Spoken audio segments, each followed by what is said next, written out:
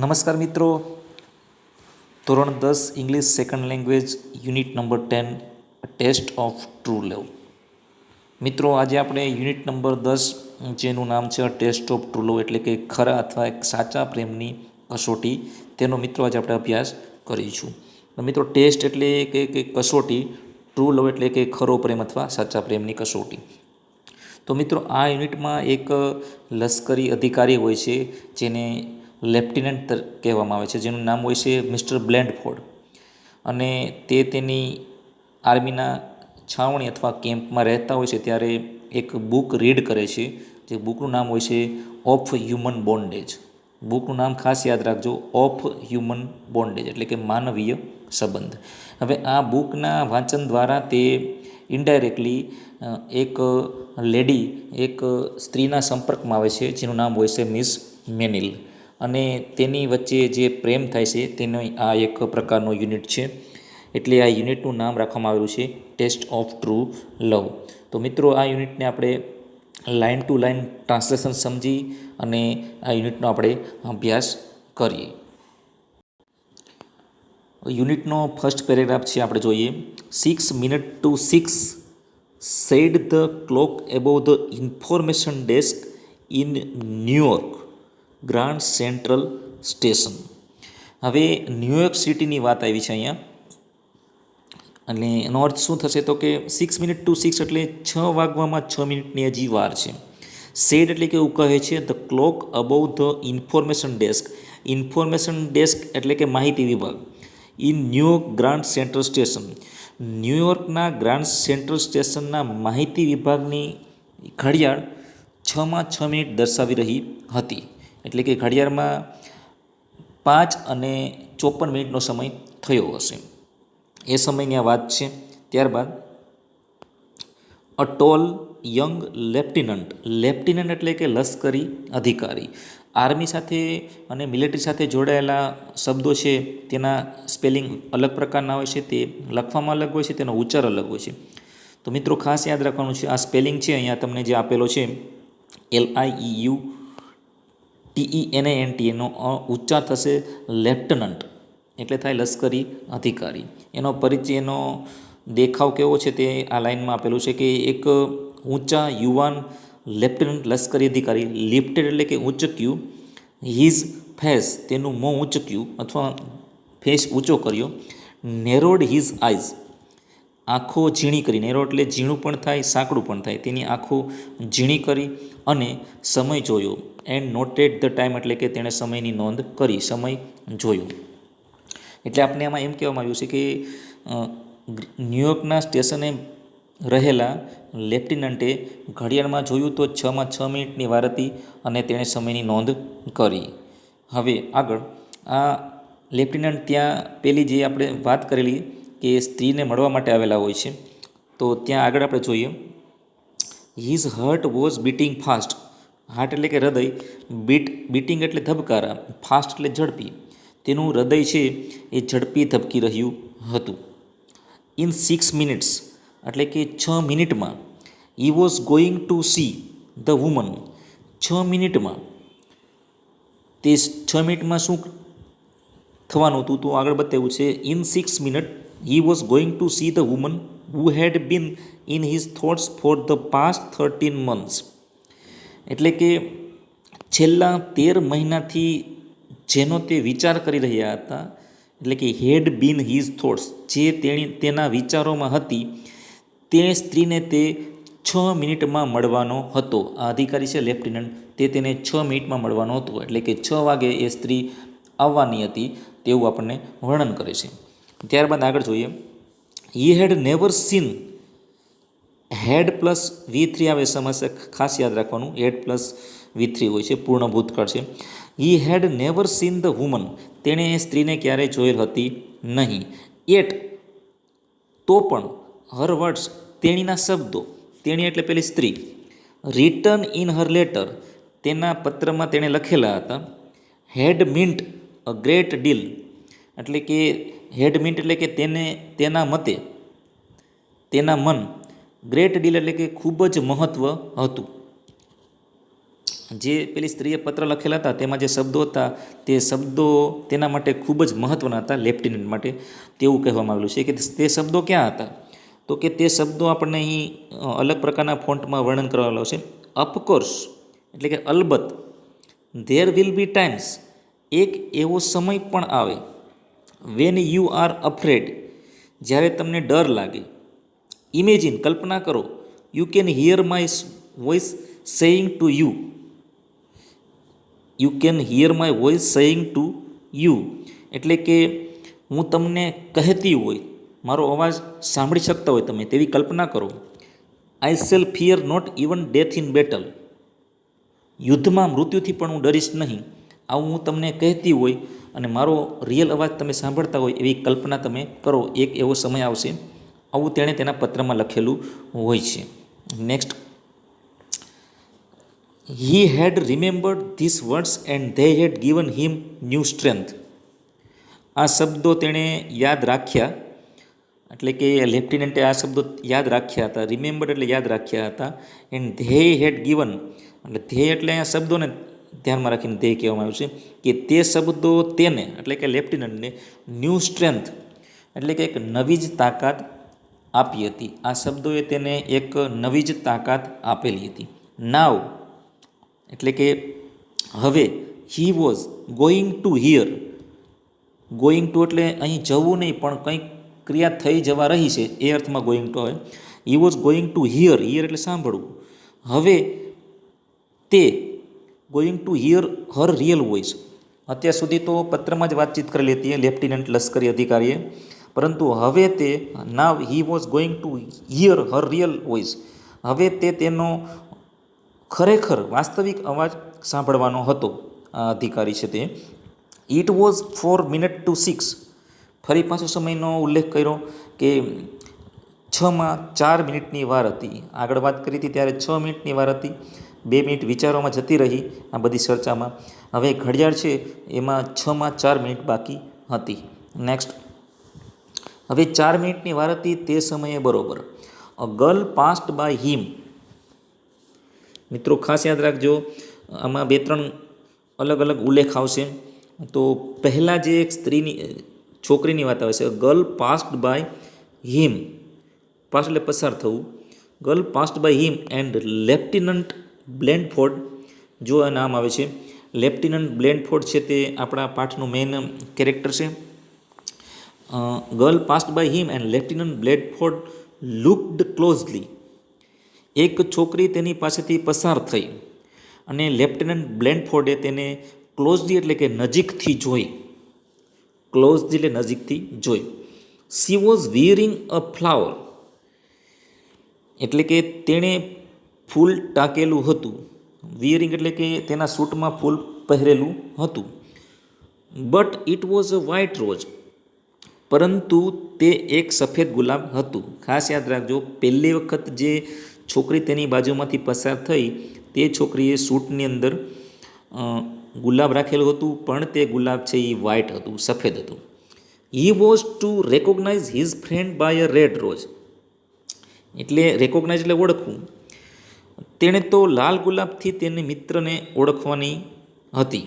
એટલે કે પેલી સ્ત્રીએ જણાવ્યું છે પત્રમાં કે હું જ્યારે સ્ટેશન પર આવીશ ત્યારે મારા સૂટ ઉપર લાલ ગુલાબ લગાવેલું હશે, પરંતુ જે પેલી છોકરી નીકળી તેને વ્હાઇટ ગુલાબ હતું, એટલે કે સફેદ ગુલાબ હતું, તે તેણી ના હોઈ શકે. Besides this girl was only about 18, આ ઉપરાંત આ છોકરી જે પસાર થઈ તો આશરે તેની ઉંમર ઓનલી અબાઉટ 18 એટલે કે 18 વર્ષ જેવી હતી.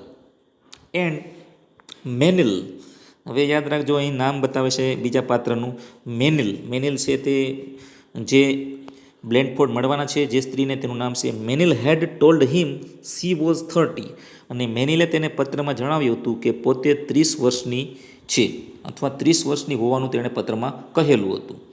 પહેલી છોકરી પસાર થઈ તે 18 વર્ષની દેખાતી હતી અને તેના સૂટની અંદર વ્હાઇટ રોઝ હતું, સફેદ ગુલાબ હતું, જ્યારે મેનિલે પત્રમાં એવું કીધેલું હતું કે હું લાલ ગુલાબ લગાવીને આવીશ અને મારી ઉંમર 30 છે તેવું તેણે કહેલું હતું. એટલે પહેલી જે ગર્લ પસાર થઈ તે મેનિલ ના હોઈ શકે તેવું લેફ્ટિનન્ટ વિચારે છે. Next, his mind went back to the book. હવે તેનું માઇન્ડ એટલે કે લેફ્ટિનન્ટનું માઇન્ડ છે એ બુક તરફ જતું રહેશે. He had read in the training camp, એટલે કે ટ્રેનિંગ કેમ્પ એટલે કે તાલીમની શિબિરમાં તેણે જે પુસ્તક વાંચેલું તે તેને યાદ આવ્યું. એ પુસ્તકનું નામ હતું, મેં અગાઉ પણ કીધેલું છે, ખાસ યાદ રાખજો, ઓફ હ્યુમન બોન્ડેજ. ઘણી વખતે એમસીક્યુમાં અથવા 1 માર્કના પ્રશ્નમાં પણ પૂછી શકે કે what is the name of the book, તો આપણે લખવાનું છે the name of the book ease of human bondage. તો લશ્કરી અધિકારી લેફ્ટિનન્ટ બ્લેન્ડફોર્ડને હજી પેલી ગર્લ નથી આવી, પેલી સ્ત્રી, ત્યાં સુધીમાં તેને પુસ્તક જે કેમ્પમાં વાંચેલું હતું તે યાદ આવે છે. અને એ પુસ્તકનું ટાઇટલ હતું of human bondage. Was the title of the novel, એટલે કે તે નવલકથા હતી તેનું શીર્ષક હતું ઓફ હ્યુમન બોન્ડેજ, એટલે માનવીય સંબંધ. And throughout its pages, અને તે પુસ્તકના પાનાઓ દ્વારા વેર નોટ્સ, પુસ્તકના પાનાઓમાં અમુક નોંધ કરેલી હતી. In A women's hand writing, એક સ્ત્રીના હસ્તલેખિત નોંધ તેમાં બુકમાં કરેલી હતી. સ્ત્રીના હસ્તાક્ષરમાં અમુક નોંધ કરેલી હતી તે બુકના પેજીસમાં, પાનામાં. He had never believed that a woman could understand a man's thought so well, એટલે કે લેફ્ટિનન્ટ એવું માનતા હતા કે એક સ્ત્રી છે એ પુરુષના વિચારોને આટલી સારી રીતે સમજી શકે એવું તેણે ક્યારેય માન્યું નહોતું. એને ક્યારે એવું માનવામાં નહોતું આવતું કે એક સ્ત્રી છે એ પુરુષના વિચારોને આટલી સારી રીતે સમજી શકે. જે બાબત તેને કેના પરથી ખ્યાલ આવ્યો કે તો પુસ્તકમાં લખેલી, સ્ત્રીના હસ્તાક્ષરોમાં લખેલી જે નોંધ હતી તેના દ્વારા. એ નોંધ છે એ મેનિલ દ્વારા જ લખેલી હતી. નેક્સ્ટ. હવે ત્યારબાદ મેનિલનો પરિચય કઈ રીતે થયો તેને, એની વાત આવે છે. તો her name was inside the cover of the book Hollis Meynell. અહીં મેનિલનું પૂરું નામ બતાવ્યું છે કે પુસ્તકના અંદરના ઠૂઠામાં તેનું નામ હતું Hollis Meynell. He had found her address in a New York telephone directory. નામ ઉપરથી ન્યૂયોર્કની ટેલિફોન ડિરેક્ટરમાંથી તેને તેનું સરનામું મળેલું. એટલે બ્લેન્ડફોર્ડે આ નામ ન્યૂયોર્કની જે ટેલિફોન ડિરેક્ટરી હોય તેમાંથી શોધખોળ કરી અને તેમાંથી તેને તેનું એડ્રેસ કે સરનામું પ્રાપ્ત થયું. હી હેડ રિટન હર અ લેટર. ત્યારબાદ તેણે તેને પત્ર લખ્યો, એટલે મિસ્ટર બ્લેન્ડફોર્ડ હતા જે લશ્કરી અધિકારી, આપણા લશ્કરી અધિકારી હતો, તેણે મેનિલને પત્ર લખ્યો. એન્ડ સી હેડ આન્સર્ડ, અને તેના બદલામાં તેણીએ તેનો જવાબ આપ્યો હતો, એટલે કે મેનિલે તેનો જવાબ આપ્યો. The next day his army group had moved overseas. બીજા દિવસે તેની લશ્કરી ટુકડી છે દરિયાની પાર ચાલી ગઈ, એટલે કે બીજા રાષ્ટ્રમાં જતી રહી. ઓવરસીઝ એટલે કે દરિયાની બીજી પાર. પરંતુ he and Hollis Meynell had continued writing to each other. પરંતુ તેની લશ્કરીની ટીમ જે હતી તે દરિયાની પાર ચાલી ગઈ છતાં પણ તેણે અને હોલિસ મેનિલે પરસ્પર, ઈચ અધર એટલે એકબીજાને, કન્ટિન્યુ રાઇટિંગ એટલે કે પત્રો લખવાનું ચાલુ રાખ્યું હતું. નેક્સ્ટ. આગળની વાત આવે છે. For 13 months she had written to him regularly, એટલે કે 13 મહિનાથી મિસ્ટર બ્લેન્ડફોર્ડ છે તે મિસ મેનિલને નિયમિત રીતે બંને એકબીજાને પત્ર લખતા હતા. અહીં આપણે એવું કીધું છે કે ફોર 13 months સી હેડ, એટલે કે મિસ મેનિલ છે તેને 13 મહિનાથી નિયમિત રીતે પત્ર લખતી હતી.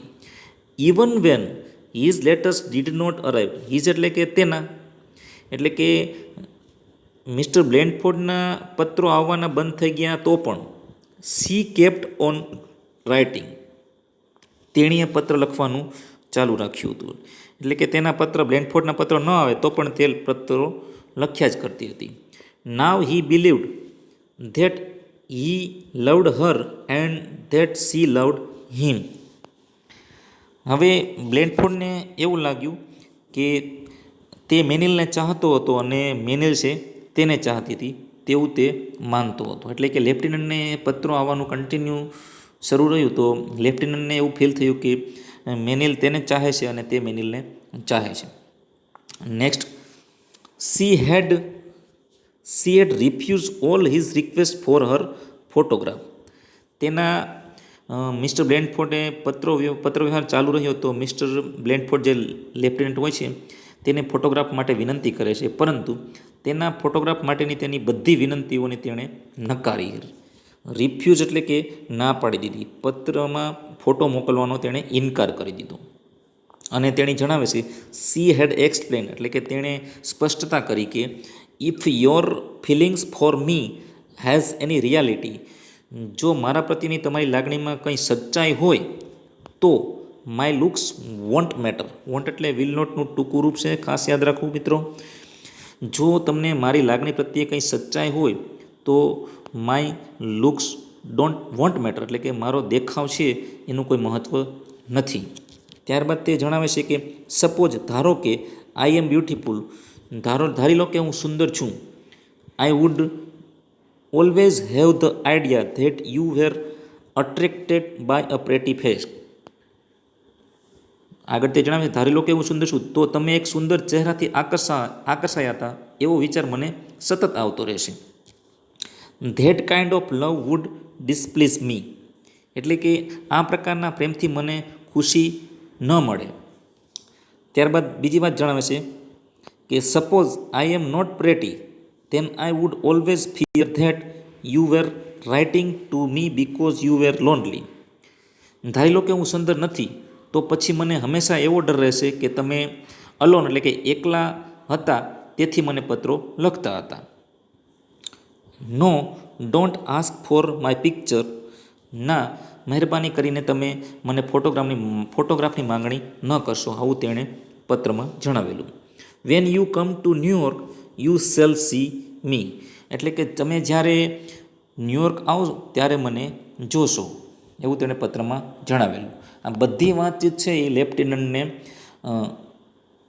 સ્ટેશન પર હતા ત્યારે યાદ આવી રહ્યું હતું. હકીકતમાં તે હજી મેનિલને મળ્યા ન હતા, તેને ક્યારેય જોયેલ હતી નહીં, પરંતુ આ બધી બાબત તેને યાદ આવી રહી હતી.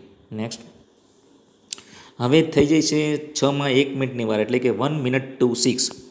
6:01 હતી. And Blandford's heart leaped. હવે 6 વાગવામાં થોડી જ વાર હતી. 6:01 અને બ્લેન્ડફોર્ડનું હૃદય ધબકવા માંડ્યું. હાર્ટ લીપ્ડ એટલે કે હૃદય છે એ ધબકવા લાગ્યું. A young woman was coming towards him. એક યુવાન સ્ત્રી તેની તરફ આવી રહી હતી.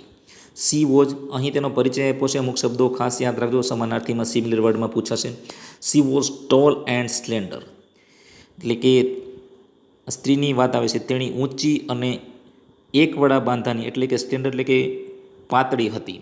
બીજી ભાષામાં કહીએ કે પાતળી હતી, સ્લીમ હતી. સ્લેન્ડરનું સમાનાર્થી કરીએ સિમિલર તો સ્લીમ થાય. તેણી ઊંચી અને પાતળી હતી. હર આઈઝ વેર એઝ બ્લુ એઝ ફ્લાવર્સ એટલે તેની આંખોની સરખામણી કરીશ, તેની આંખો ફૂલો જેટલી ભૂરી હતી. હર લિપ્સ એન્ડ ચીન હેડ જેન્ટલ ફર્મનેસ એટલે કે તેના હોઠ અને ચહેરા પર એક પ્રકારનું સૌમ્ય મક્કમતા હતી. ફર્મનેસ એટલે કે મક્કમતા હતી. જેન્ટલ એટલે કે સૌમ્ય એટલે કે એનો ચહેરો ખૂબ સોફ્ટ એવો દેખાતો હતો. ઇન હર ગ્રીન સૂટ તેણે પહેરેલા લીલા પરિવેશમાં એટલે કે લીલા સૂટમાં she was like spring time itself પરિવેશમાં જાણે સ્વયં વસંત ઋતુ જેવી તેણી લાગતી હતી.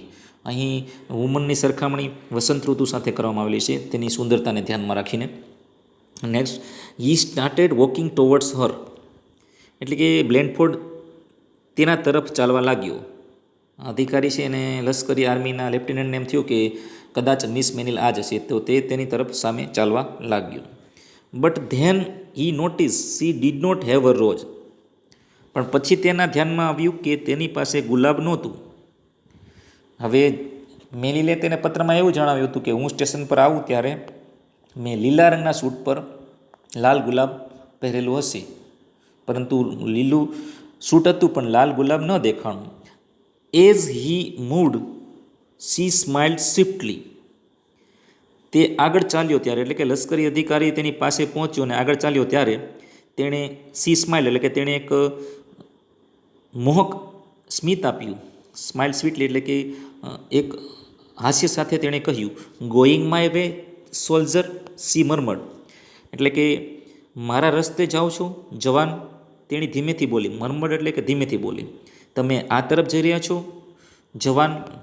કારણ કે બ્લેન્ડફોર્ડ હશે એ લશ્કરી ડ્રેસમાં હશે, એના આર્મીના ડ્રેસમાં, એટલે તેણે કહ્યું પેલી સ્ત્રીએ, તમે આ રસ્તે જઈ રહ્યા છો જવાન?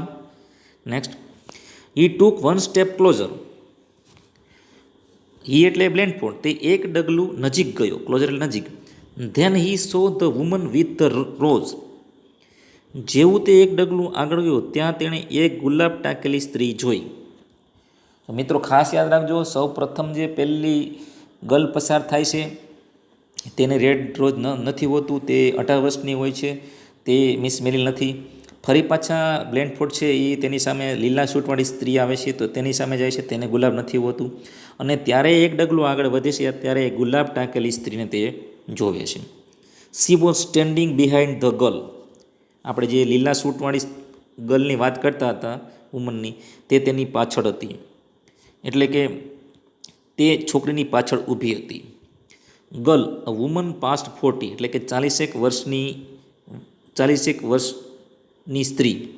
હર ગ્રેઇંગ હેર, એટલે કે તેના સફેદ વાળ સાથે. Pulled under an old hat, એટલે કે જૂની હેટ, જે ટોપી આવે છે એક પ્રકારની, જૂની હેટ નીચે ઢાંકેલા હતા, જેના સફેદ વાળ ઢાંકેલા હતા, તેવી 40 વર્ષની દેખાતી સ્ત્રી. સી વોઝ રાધર હેવી, એટલે તેણી થોડી જાડી હતી. રેધર હેવી એટલે થોડી જાડી હતી. But there was no mistake about the red rose on her untidy coat. પરંતુ તેના અનટીડી એટલે કે અવ્યવસ્થિત કોટ ઉપર લાલ ગુલાબ વિશે કોઈ સંદેહ ન હતો. એટલે તેનો અસ્તવ્યસ્ત કોટ હતો, તેના પર તેણે ગુલાબ લગાવવાનું ભૂલી ન હતી, ગુલાબ લગાડેલું હતું. Next, the girl in the green suit was walking quickly. હવે તેની આગળ પેલી થોડી વાર પહેલાં જે ગર્લની વાત આવી હતી લીલા સૂટવાળી, તે લીલા પરિવેશમાં જે પેલી છોકરી હતી તે ઝડપથી આગળ થઈ અને ત્યાંથી જતી રહી. ત્યારબાદ Blandford's attention was divided between the two, એટલે કે બ્લેન્ડફોર્ડનું લશ્કરી અધિકારીનું ધ્યાન બે વચ્ચે વહેંચાઈ ગયું, પેલી લીલા સૂટવાળી સ્ત્રી અને એની પાછળ રહેલી 40 વર્ષની દેખાતી હેટ પહેરેલી, એટલે કે ટોપી પહેરેલી સ્ત્રી. He felt a strong urge to follow the girl. તેને છોકરીનો પીછો કરવાની તીવ્ર લાલચ થઈ, કારણ કે તે દેખાવમાં બહુ સુંદર હતી, એટલે બ્લેન્ડફોર્ડનું મન છે તેના તરફ પડી ગયું, તેને તેનો પીછો કરવાની લાલચ થઈ આવી. તેમ છતાં he also had a deep longing for the woman who had given him great courage and strength. તેમ છતાં જે સ્ત્રીએ તેને ખૂબ હિંમત અને શક્તિ આપ્યા હતા, કરેજ એન્ડ સ્ટ્રેન્થ, શક્તિ અને હિંમત આપ્યા હતા, જે સ્ત્રીએ તેને ખૂબ હિંમત અને શક્તિ આપ્યા હતા તે સ્ત્રી પ્રત્યે તેને ઊંડી ઝંખના પણ હતી, એટલે કે ડીપ લોંગિંગ એટલે કે ખૂબ જ ઊંડી લાગણીનો સંબંધ હતો. એન્ડ ધેર સી સ્ટૂડ, અને જેની સાથે લાગણી જોડાયેલી હતી તેની સ્ત્રી તેની સામે ઊભી હતી, તે સ્ત્રી તેની સામે ત્યાં ઊભી હતી. હી કુડ સી ધેટ હર પેલ પ્લમ્પ ફેસ વોઝ. હવે તે સ્ત્રીના ચહેરાની વાત આવે છે, તે સ્ત્રીનો ફિક્કો ભરાવદાર એટલે કે નિસ્તેજ ચહેરો, ભરાવદાર ચહેરો, વોઝ જેન્ટલ એન્ડ કાઇન્ડ, એકદમ માયાળુ હતો, તેનો ચહેરો એકદમ માયાળુ હતો, તે એ જોઈ શકતો હતો. Her grey eyes were warm and friendly. તેની ભૂખરી આંખોમાં ઉષ્મા અને મૈત્રીભાવ દેખાતા હતા, હુંફાળી આંખો અને મૈત્રીભાવ દેખાતા હતા. આ તેનો પરિચય કરાવે છે લેફ્ટિનન્ટ આપણને. ત્યારબાદ લેફ્ટિનન્ટ બ્લેન્ડફોર્ડ ડીડ નોટ હેઝિટેટ. હેઝિટેટ એટલે કે ઇનકાર કરવો, એક અર્થમાં ઇનકાર કરવો એવો પણ અર્થ થાય. લેફ્ટિનન્ટ બ્લેન્ડફોર્ડ છે એ અચકાયો નહીં. His fingers held of human bondage, એટલે કે તે પોતે કોણ હતો, which was to show who he was, તે કોણ હતો તે દેખાડવા તેના હાથમાં ઓફ હ્યુમન બોન્ડેજ નામનું પુસ્તક હતું. એના હાથમાં ઓફ હ્યુમન બોન્ડેજ પુસ્તક હતું, તેના પરથી તે સાબિત કરી શકતો હતો કે તે બ્લેન્ડફોર્ડ છે. He thought about their relationship. તેણે તેમના સંબંધને યાદ કર્યો. ધીસ વુડ નોટ બી લવ. આ પ્રેમ નથી. હી ડિસાઇડેડ. તેણે નિર્ણય કરી લીધો. But it would B something precious. પણ એ કંઈક મૂલ્યવાન, પ્રેશિયસ એટલે કે કિંમતી વસ્તુ છે. It would be a friendship. તે મૈત્રી હશે. For which he would always be grateful. તે પ્રેમ નથી પણ તેનાથી પણ વધારે મૂલ્યવાન વસ્તુ છે તે મૈત્રી હશે જેને માટે એ હંમેશા ઋણી રહેશે. એટલે કે બ્લેન્ડફોર્ડ છે તે મિસ મેલિનની મિત્રતા માટે તે હંમેશા ઋણી રહેશે તેવું તે જણાવે છે. He stood straight, saluted and held the. તે ટટાર ઊભો રહ્યો, સેલ્યુટ એટલે કે સલામ કરી અને પેલી સ્ત્રીની સામે બુક રાખી દીધી ઓફ હ્યુમન બોન્ડેજ હતી તે બુક રાખી. As he spoke he thought how different she was from the girl he had expected. અને તે બોલ્યો ત્યારે તેને વિચાર આવ્યો કે તેણે અપેક્ષા રાખેલી તેવી છોકરી કરતાં તે કેટલી અલગ હતી. ત્યારબાદ તે જણાવે છે, લેફ્ટિનન્ટ પોતાનો પરિચય આપે છે. I M લેફ્ટિનન્ટ John બ્લેન્ડફોર્ડ. અહીં તેનું પૂરું નામ આવે છે અને જણાવે છે કે હું લેફ્ટનન્ટ જ્હોન બ્લેન્ડફોર્ડ એન્ડ યુ, અને તમે એમ કરીને તે અટકે છે. યુ આર મિસ મેનિલ, અને તમે મિસ મેનિલ છો એવું તે જણાવે છે. I am so glad we could meet. મને ખૂબ આનંદ થાય છે કે આપણે મળી શક્યા. May I take you to dinner. અને તે પૂછે છે મિસ મેનિલને, હું તમને જમવા લઈ જાઉં, સાંજના ભોજન માટે લઈ જઈ શકું છું. અને તેના પ્રત્યુત્તરમાં મિસ મેનિલ જણાવે છે કે પેલી જે સ્ત્રી હોય એ ટોપી પહેરેલી, પુખરા વાળવાળી, 40 વર્ષની દેખાતી, એ a smile appeared on the woman's face. એ સ્ત્રીના ચહેરા પર સ્મિત આવી ગયું અને તેણી બોલે છે, I don't know who you are. તમે કોણ છો તે હું જાણતી નથી યંગ મેન, એટલે કે જવાન. સી આન્સર, તેણી એવો જવાબ આપ્યો. જ્યારે લેફ્ટિનન્ટે કહ્યું કે હું લેફ્ટિનન્ટ છું જ્હોન બ્લેન્ડફોર્ડ અને આપણે મળી શક્યા, મને આનંદ થયો, શું તમને હું ડિનરમાં લઈ જઈ શકું છું? તો પેલી સ્ત્રી બોલે છે હાસ્ય કરીને કે જવાન, હું તમને જાણતી નથી. સી આન્સર, એટલે કે તેણીએ જવાબ આપ્યો. That young lady in the green suit ask me to wear this red rose on my coat. એટલે કે પેલી જે લીલા રંગની સૂટ પહેરેલી જે છોકરી હમણાં થોડી વાર પહેલાં ગઈ, લીલા પરિવેશમાં પહેલાં સ્ત્રી હતી જે, તેણે મને મારા કોટ ઉપર લાલ ગુલાબ પહેરવાનું ટાંકવાનું મને કહ્યું. સી ઓલ્સો સેડ, તેણીએ એ પણ મને કહ્યું હતું, if he invites you to dinner tell him I am waiting at the restaurants across the street.